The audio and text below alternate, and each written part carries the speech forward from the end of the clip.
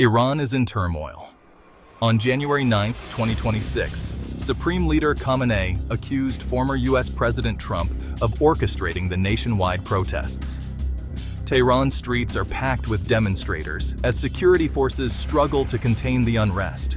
Khamenei's speech, aired on state TV, framed the protests as a U.S.-led plot. The government has responded with riot police, internet blackouts, and a media campaign. Meanwhile, global markets are rattled. Brent crude oil surged past $95 a barrel. The unrest threatens Iran's oil production and the security of the Strait of Hormuz. Iran stands at a crossroads, with consequences far beyond its borders. At the heart of the protests is economic pain. Iranians face soaring inflation and a collapsing currency.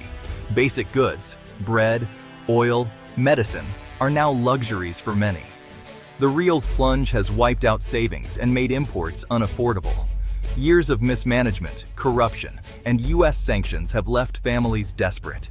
The first protests were small: teachers, pensioners, and unpaid workers demanding economic justice.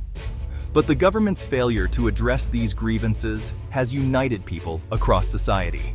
The social contract is broken. The promise of prosperity has been replaced by scarcity and fear. When parents can't feed their children, patience runs out. Economic anger has become political. The chants in the streets may target the regime, but their roots are in empty wallets and empty shelves. The crisis is no longer abstract. It's lived every day by millions. Iran's leaders face a population that feels abandoned. The protests spread fast. What began as scattered labor strikes quickly became a nationwide uprising. Social media and word of mouth fueled the movement, even as the government tried to cut internet access. Soon, students, merchants, and the middle class joined in, swelling crowds in Tehran, Isfahan, and beyond. The authorities responded with force: riot police, Basij militia, and mass arrests. But Iran's rulers now face a movement that refuses to back down.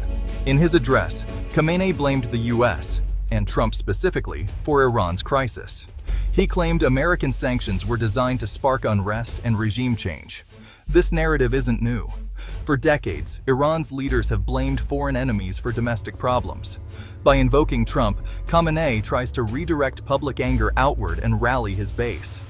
He warned protesters, those who riot are serving America and Israel, not Iran. This rhetoric justifies a harsher crackdown and divides the opposition. It also avoids confronting the regime's own failures: corruption, repression, and economic collapse. By insisting the crisis is a foreign plot, Khamenei refuses to acknowledge the legitimacy of the protesters' demands. The government's response remains security-focused, not political. This hardline stance risks prolonging and intensifying the crisis. Iran's unrest has rocked global oil markets. Prices have spiked on fears of supply disruptions and threats to the Strait of Hormuz. The world's energy security is at stake. Washington has denied Khamenei's accusations, supporting Iranians' right to protest and warning Tehran against violent crackdowns. Iran's leaders have pushed back, accusing the U.S. of interference and summoning diplomats in protest. The diplomatic standoff highlights deep mistrust and the risk of wider conflict. The crisis could derail nuclear talks and destabilize the region. The world faces a dilemma: support human rights or avoid a broader confrontation. The situation is volatile and unpredictable. Iran's fate and the stability of the Middle East hangs in the balance. The stakes are global and the outcome remains uncertain. The world is watching and waiting.